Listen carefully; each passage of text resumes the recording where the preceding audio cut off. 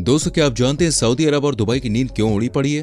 भारत के यहाँ तेल का इतना बड़ा कुआं कहाँ से लगा है? क्या इसके बाद से भारत अब दूसरे देशों से तेल लेना बंद कर देगा? क्या ये तेल सिर्फ भारत के ही काम आएगा या फिर इसे दूसरे देशों से भी एक्सपोर्ट किया जाएगा? आखिर इससे पेट्रोल डीजल के भाव में क्या बदलाव देखने को मिलेंगे? अगर आप नहीं जानते तो चलिए आज हम आपको बताते हैं। दोस्तों, भारत अब एक ऐसा देश बन गया है जो किसी भी चीज के लिए किसी दूसरे देश पर निर्भर होना बिल्कुल भी मंजूर नहीं करता है। ये अपने ही देश को इतना विकसित बनाना चाहता है कि इसे किसी से कुछ भी लेने की जरूरत ना पड़े। जैसा कि हम सब जानते हैं, तेल, पेट्रोल, डीजल के लिए भारत को दुबई और सऊदी अरब का सहारा लेना पड़ता है। इसी वजह से यहाँ के पेट्रोल डीजल के भाव में भी आए दिन उतार चढ़ाव देखे जाते हैं। आज के समय में भारत के लोगों को इतना खाना पीना नहीं अखरता जितना कि पेट्रोल के दाम उन्हें महंगा पड़ता है। पेट्रोल आज के समय में दोस्तों लोगों की जरूरत बन गया है। इसके बिना हम कहीं बाहर जाने की सोच भी नहीं सकते।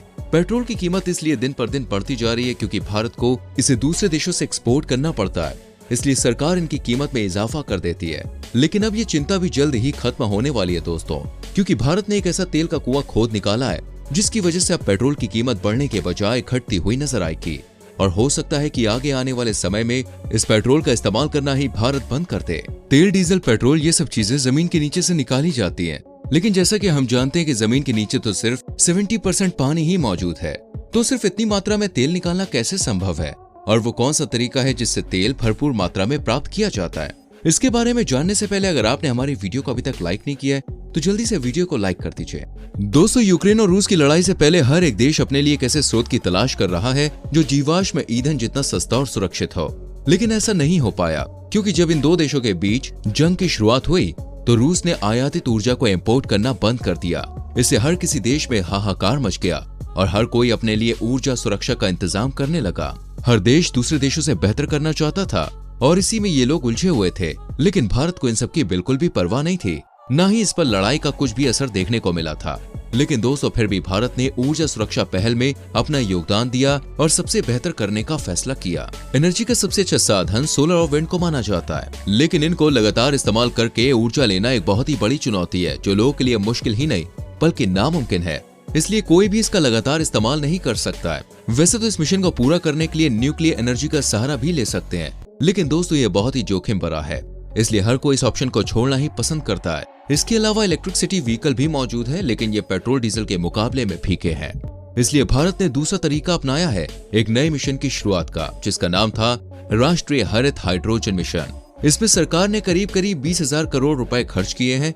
ये मिशन दोस्तों इसलिए मंजूर किया गया है ताकि हाइड्रोजन की मदद से घरेलू क्षमताओं में सही से विकास हो सके। अब आप सोच रहे होंगे कि ये तो प्रकृति में आसानी से मिल सकता है, तो फिर इन सब की क्या जरूरत है? तो आपको बता दें दोस्तों, पृथ्वी पर जितनी भी मात्रा में हाइड्रोजन मौजूद है वो एकदम नेचुरल और प्योर नहीं है। ये अपने शुद्ध और मौलिक रूप से दोस्तों बहुत ही कम पाया जाता है। इसलिए अब ग्रीन हाइड्रोजन की शुरुआत की जा रही है जो एकदम शुद्ध और साफ होगा। इसलिए आपको अच्छी तरह से इस मिशन के बारे में बताते हैं और साथ ही ये बताते हैं कि आखिर इस मिशन से क्या फायदा होने वाला है। ग्रीन हाइड्रोजन ये पानी के इलेक्ट्रोलिसिस से मिली वो हाइड्रोजन होती है जिसे बनाने के लिए या तो सोलर एनर्जी का इस्तेमाल किया जाता है या फिर विंड की मदद से इसे बनाया जाता है। इन दोनों से ही हाइड्रोजन प्राप्त होती है। वहीं प्रति यूनिट के हिसाब से भी दोस्तों हाइड्रोजन में ज्यादा एनर्जी पाई जाती है। यही वजह है कि इससे एकदम साफ और शुद्ध एनर्जी मिलती है और ये शुद्ध हाइड्रोजन पानी का एक अच्छा रिसोर्स है। इसकी यही खासियत इसे स्टील उत्पादन और ट्रांसपोर्ट, फर्टिलाइजर, ऊर्जा गहन उद्योगों में लाभकारी साबित करती है। सिर्फ भारत ही नहीं बल्कि दोस्तों ऐसे बहुत से देश हैं जो इस ग्रीन हाइड्रोजन का सहारा ले रहे हैं ताकि कार्बन डाइऑक्साइड जैसी हानिकारक गैस से छुटकारा मिल सके और साथ ही वातावरण में भी कुछ सुधार हो सके, क्योंकि ग्रीन हाइड्रोजन को एक बहुत ही अच्छा रिसोर्स समझा जाता है। ये जीवाश्म ईंधन पर निर्भरता को कम कर देता है, इसलिए हर एक देश इस ग्रीन हाइड्रोजन का ही सहारा लेते हुए नजर आ रहे हैं। अब सवाल ये उठता है कि भारत इसको इतना महत्व दे क्यों रहा है? इसके पीछे का कारण क्या है? इसके बारे में जानने से पहले अगर आपने हमारी वीडियो को अभी तक लाइक नहीं किया तो जल्दी से वीडियो को लाइक कर दीजिए। भारत सरकार ने दोस्तों ग्रीन हाइड्रोजन को बढ़ावा देने के लिए 19,744 करोड़ का बजट बनाया है।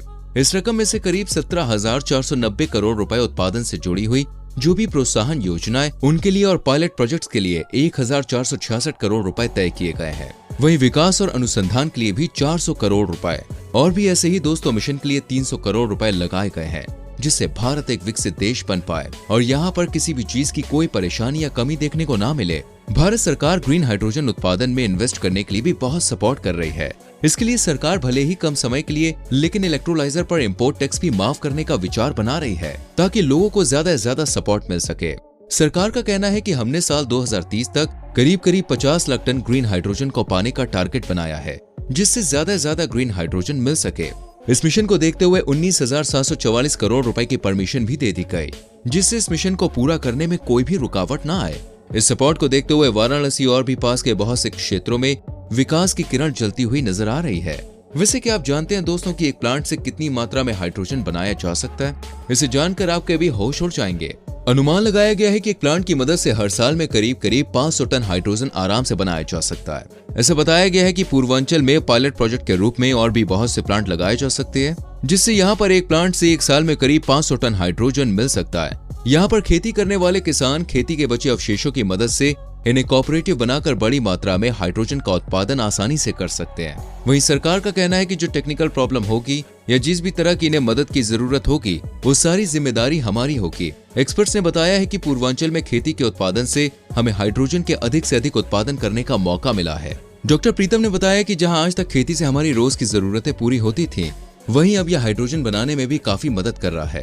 इनका कहना है कि किसान खेती करने के बाद जो भी गन्ने के छिलके, गेहूं से निकली भूसी घास और भी जो कुछ वेस्ट मटेरियल होता था, पहले ये लोग उसे जला दिया करते थे, लेकिन अब ऐसा नहीं है। अब हम इन वेस्ट मटेरियल को हाइड्रोजन बनाने के लिए इस्तेमाल कर रहे हैं। इन सब की मदद से हमें शुद्ध और साफ हाइड्रोजन मिल रही है।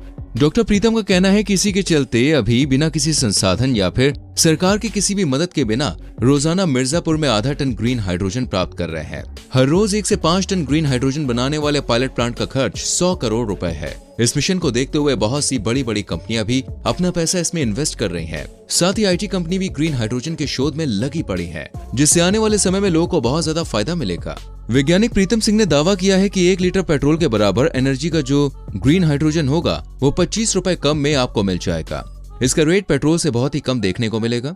साथ ही ये भी बताया गया है कि जहां 1 लीटर पेट्रोल 105 रुपए की कीमत में बाजार में बिकता है और इसके अंदर 3.54 मेगा जूल एनर्जी होती है, इतने से दोस्तों एक 100 सीसी की बाइक सिर्फ 60 किलोमीटर का सफर तय कर सकती है, जबकि ग्रीन हाइड्रोजन की मदद से आप 60 किलोमीटर का सफर सिर्फ 80 रुपए में कर सकते हैं। इसके इस्तेमाल से पोल्यूशन जैसी समस्या भी देखने को नहीं मिलेगी। आखिर इसका इस्तेमाल कैसे किया जाएगा? गाड़ियों में ये फ्यूल गैस लगाई जाएगी, जिसे आप एक बैटरी की तरह भी मान सकते हैं। इसके अंदर एक एनोड और एक कैथोड नाम के इलेक्ट्रोड लगे होंगे। इन्हीं की मदद से केमिकल प्रोसेस होता है और फिर ऊर्जा पैदा होती है। लेकिन सवाल यह है कि इन पेट्रोल और तेल का पता कैसे लगाया जाता है कि जमीन में इतनी मात्रा में मौजूद है। इसके लिए 200 फीट तक जमीन में बोरिंग करके एक बम डायनेमिक को डाला जाता है और जब ये फट जाता है और इसके 10 किलोमीटर के एरिया में भी इफेक्टेड हो जाता है, इसके बाद साइंटिस्ट इससे निकलने वाले सूक्ष्म तरंगों को फोन की मदद से रिकॉर्ड करके इनके बारे में पता लगाते हैं। इसके बाद सुपर कंप्यूटर की मदद से छानबीन के बाद पता लग जाता है कि कहां पर कितनी मात्रा में तेल है। इस तरह से ये लोग तेल को प्राप्त करते हैं। दोस्तों, आपको क्या लगता है कि ग्रीन हाइड्रोजन गैस के बाद पेट्रोल भारत में बिकेगा या फिर पूरी तरह से बंद हो जाएगा? कमेंट में लिखकर जरूर बताएं। वीडियो को लाइक और शेयर करें और आने वाली वीडियोस को देखने के लिए चैनल को सब्सक्राइब करके बेल आइकॉन प्रेस करें, जिससे आने वाली वीडियोस आपसे मिस ना हो। मिलते हैं अगली वीडियो में। अपना बहुत ख्याल रखें। Bye bye, take care.